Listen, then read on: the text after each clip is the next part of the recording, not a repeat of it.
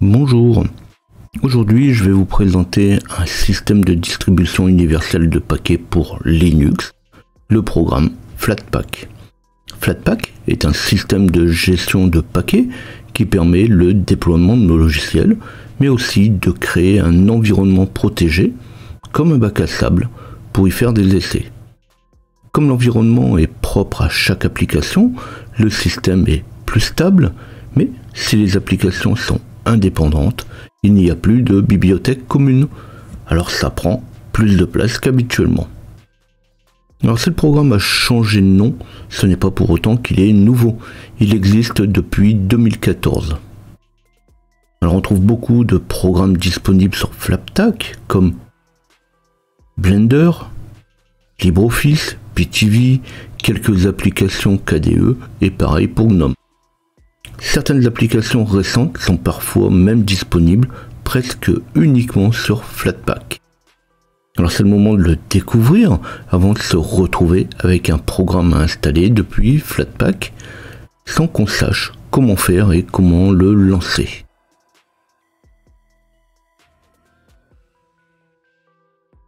Avant de passer au sujet, pensez à vous abonner à la chaîne et activer la cloche pour recevoir les notifications de mes nouvelles vidéos. Pour me retrouver, vous pouvez aussi taper LJP Info dans votre navigateur. Flatpak s'utilise aussi bien avec l'interface graphique que depuis la ligne de commande. Je ne vais pas faire dans le compliqué, je vais rester sur un logiciel assez connu, Blender.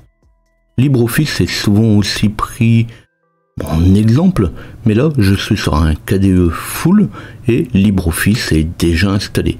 L'idée n'est pas de découvrir en même temps des nouvelles applications, mais juste de découvrir Flatpak. Je vais aussi rester sur Debian, comme c'est fait pour toutes les plateformes, une fois installé, ça sera identique partout. Je ne vais pas m'attarder donc sur mon système. Je suis sur un système déjà installé et entièrement configuré. Je ne reviens pas non plus sur l'utilisation de base du système, j'ai déjà fait bien assez de vidéos là-dessus.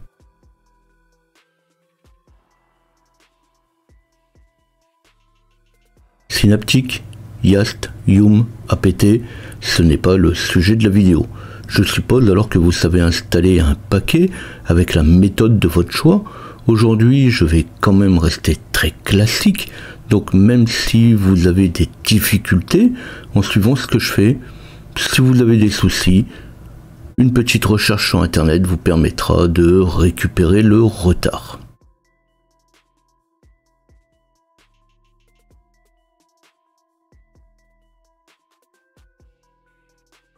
Comme le cadre est posé, que ma machine est lancée, je vais installer Flatpak. Tous les programmes de toute façon commencent par là. Alors on installe avec une commande apt install Flatpak espace -y. Donc il n'y a pas à chercher, il n'y a pas de dépendance particulière, il y a juste le paquet Flatpak. Flatpak s'intègre très bien à la Logitech de KDE ou de GNOME. Alors il faudra quand même installer un package pour l'intégrer à la Logitech. Là je vous laisserai voir ça. Mais bon, si vous voulez quand même savoir ce qu'il faut installer, il suffira d'installer le paquet gnome-software-plugin-flatpak pour pouvoir générer les logiciels Flatpak depuis la Logitech de GNOME. Et pour KDE, ça sera le paquet plasma-discover-flatpak-backend pour générer les logiciels de la Logitech KDE. On va commencer par ajouter les dépôts. Je ne vais pas en installer beaucoup, je vais juste prendre les deux plus courants. On va utiliser Flatpak lui-même pour les ajouter avec une commande Flatpak remote add espace --if not exist flathub espace https://flathub.org/repo/flathub.flatpak-repo. Quand on va lancer la commande, s'il n'y a pas d'erreur, il ne va rien retourner, il va passer directement à la ligne. Par contre, si vous manque quelque chose, comme là il me manque Flathub, donc il me manque le dépôt où je vais l'installer, eh bien il va me donner une erreur. Donc si vous n'avez pas d'erreur, c'est que ça s'est bien passé. Et comme je suis sur KDE, je vais ajouter le dépôt spécifique pour les applications pour KDE. Donc c'est ce que j'ai là, pas grand chose comme repos, juste les deux plus courants, celui habituel avec le FlatHub et celui pour les applications spécifiques pour KDE. Et pour KDE, je vais taper un Flatpak espace remote add espace KDE apps. Je peux le mettre là ou je peux le mettre aussi après le if not exist. Donc je rajoute KDE apps et là je lui donne le dépôt de KDE. https distribute.kde.org /kdeapps.flatpak repo. Alors c'est la même commande que celle d'avant. On donne juste le bon repos et l'adresse où il va aller chercher ses paquets. Pour GNOME, j'aurais fait la même commande, mais si c'est pas la peine, de toute façon je n'ai pas GNOME, sinon j'aurais tout simplement fait un Flatpak espace remote add espace if not exist gnome-apps espace et je lui aurais mis le dépôt de GNOME https://sdk.gnome.org /gnome-apps.flatpak repo. Donc quand c'est installé, j'ai mes repos. Alors je vais pas aller plus loin. Maintenant, on va passer à l'installation des différents packages. Alors pendant l'installation de ces différents repos, par exemple FlatHub, vous pourriez très bien avoir un message qui vous dit qu'il n'arrive pas à télécharger les repos. Ça arrive aussi une fois de temps en temps, comme tous les programmes. Alors on peut vider le cache avec un rm espace-rf. Donc je vais supprimer tous les fichiers d'un sous-dossier. Et le sous-dossier c'est /var/tmp /fatpak-cache-étoile. Donc en fait, on va retrouver tous les fichiers du cache dans flatpak-cache- quelque chose derrière.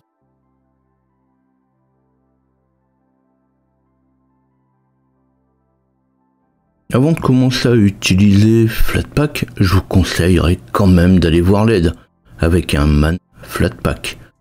Alors vous aurez suffisamment d'informations rien qu'avec cette commande. L'aide n'est pas très longue, on a juste un peu plus de 200 lignes, mais c'est quand même concentré. Il nous donne toutes les commandes qui vont avec Flatpak. Alors par contre, chaque commande a son aide. On peut faire un man flatpak-list, puisque bon, si je fais flatpak espace list, il va me donner les deux commandes. Donc je fais un flatpak-list, et là, il va me donner tous les éléments de la commande flatpak espace list. Alors la commande flatpak espace list permet de lister les paquets installés. Alors ça c'est encore une affaire à tiroir parce que on peut encore retrouver de l'aide derrière l'aide.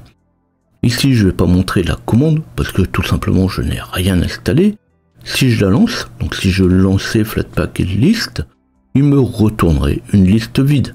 Mais rien ne vous empêche de la lancer pour voir ce que ça donne. De toute façon, je la lancerai après, quand on aura installé notre Blender. Alors il y a beaucoup d'options, pas forcément beaucoup de paramètres à passer aux options, mais on voit qu'il y a quand même de quoi faire. On peut voir que, par exemple, Flatpak install n'est pas la même chose que Flatpak installation. Ce sont deux commandes totalement différentes. Alors on a quand même fait vite de se tromper. On retrouve quand même des éléments classiques comme search, donc c'est toujours pratique pour trouver un paquet. On va commencer avec un search, justement.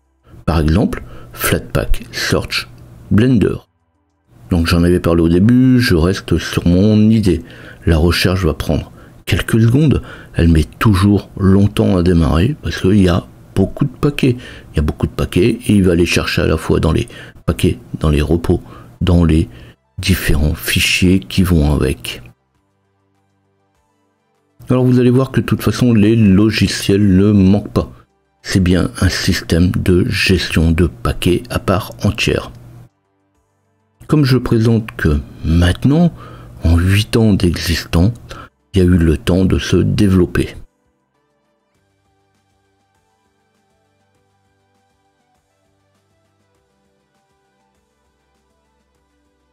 encore une fois, maintenant que j'ai présenté le logiciel, vous savez qu'il ne sera pas possible de tout montrer. Donc je vais installer Blender, comme c'est Blender que j'avais pris pour exemple. Donc Flatpak installe Blender et on répondra aux différentes questions au besoin. Alors comme je prends une application assez courante, on va la retrouver dans plusieurs repos. Flatpak installe Blender, fait alors la recherche lui-même du soft et propose les différentes versions. Alors on peut aussi utiliser FlatHub, c'est quand même le repos le plus courant. Et on va installer le soft.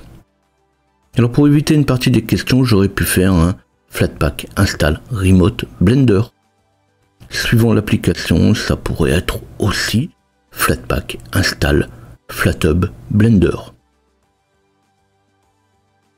Non, normalement je devrais utiliser l'ID, mais là je vais en parler après.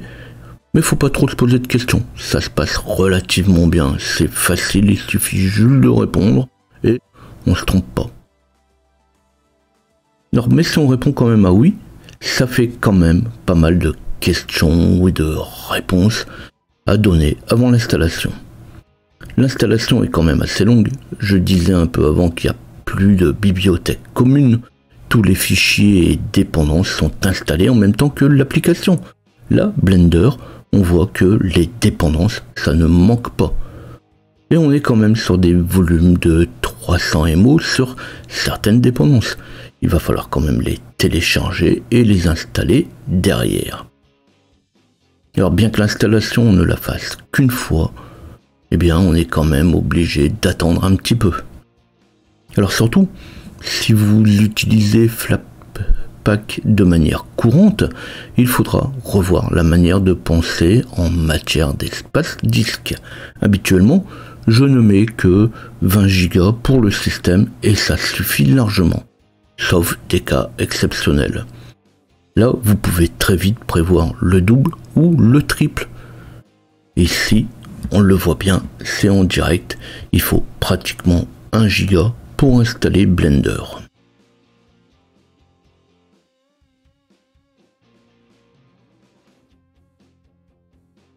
Alors quand c'est installé, cette fois je vais pouvoir faire un Flatpak list et on voit que plusieurs logiciels ont bien été installés. Alors en fait on voit Blender et ses dépendances. Alors pour juste voir l'application, on peut faire un Flatpak espace list espace app qui là va ne lister que les applications qui sont installées. Alors je montre quand même rapidement, je vous invite quand même à le faire, bien que l'on ait installé Blender, vous n'allez pas le retrouver sur le système ni en ligne de commande, pas plus que dans les menus. Blender est installé dans son propre environnement pour Flatpak et pas pour le reste. Il ne fonctionnera donc qu'avec Flatpak et il a son propre environnement.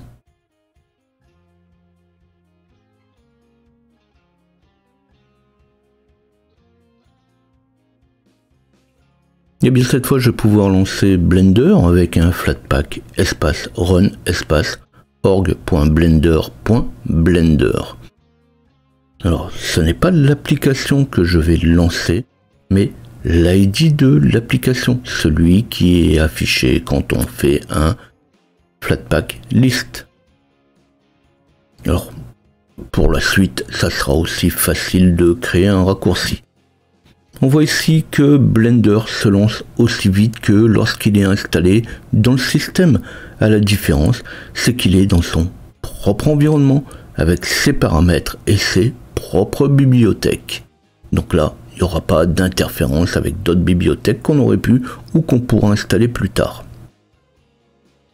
Là, la vidéo ne parle pas de Blender, c'est juste le support. Mais dans son environnement, on pourra sauvegarder dans le dossier de l'utilisateur. Donc même si on parle d'une caisse à sable, on peut joindre le système lui-même quand même.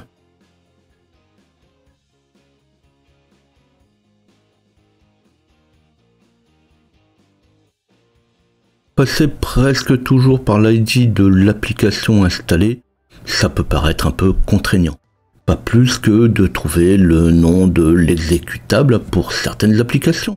De même qu'utiliser un préfixe de la commande Flatpak Run, ça vaut bien un sudo pour les applications qui imposent d'être exécutées en sudo.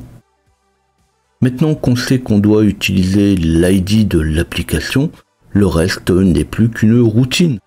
On peut aussi faire un update avec un Flatpak update, désinstaller avec un Flatpak uninstall, et je passe toutes les subtilités qui vont avec l'update. On peut fixer une version, et bien entendu, on peut faire un update pour une seule application, comme un update pour toutes les applications installées. Finalement, Flatpak propose tout ce qu'on peut faire avec le gestionnaire de paquets standard. Bon, je l'ai dit, les applications sont exécutées dans un environnement sécurisé, un bac à sable. Ça, c'est toujours intéressant pour tester un logiciel. Bon, sous Windows, tester des logiciels pas trop top, ça arrive, mais sous Linux, c'est quand même plus rare. Alors, quel est l'intérêt d'utiliser Flatpak? Alors, si vous avez jeté un œil aux options des paramètres de run d'une application, alors on peut faire un man Flatpak run. On peut alors lancer le logiciel, par exemple, dans un des environnements supportés par le système. Donc vous pouvez très bien faire des essais pour voir si votre logiciel tourne en 32 ou en 64 bits, par exemple. On peut très bien s'imaginer que vous testez le logiciel pour différentes machines. Sinon, vous passez d'un système à un autre qui garantit qu'il fonctionnera encore. On se pose quand même la question pour les systèmes spécifiques. Alors bien sûr, un système spécifique, un logiciel spécifique, il y a peu de chances que vous allez le trouver dans Flatpak, voire fait maison. Pourquoi pas? Mais tout est fait pour que vous puissiez le mettre dedans.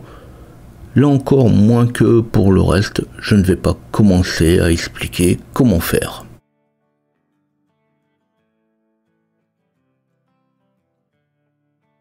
En fait, Flatpak est quand même un système très complet, il existe depuis quelques années, il a donc eu le temps de se développer. Dommage qu'il ne soit pas encore beaucoup utilisé. On pourrait très bien s'imaginer ces grandes entreprises qui ont des logiciels spécifiques installés sur des milliers de clients, qui, à chaque nouvelle version de l'OS client, et pour chaque OS de client, sont obligés d'adapter le code pour satisfaire les différentes exigences. Là, si on utilise Flatpak, on sait que ça tournera. On n'aura pas non plus les problèmes de dépendance. Alors avec tout ce tas d'informations, j'espère que vous aurez trouvé tout ça intéressant. Dans ce cas-là, pensez à liker. Comme toujours, si vous avez des questions, des suggestions, des remarques, n'hésitez pas à les mettre en dessous de la vidéo. À bientôt.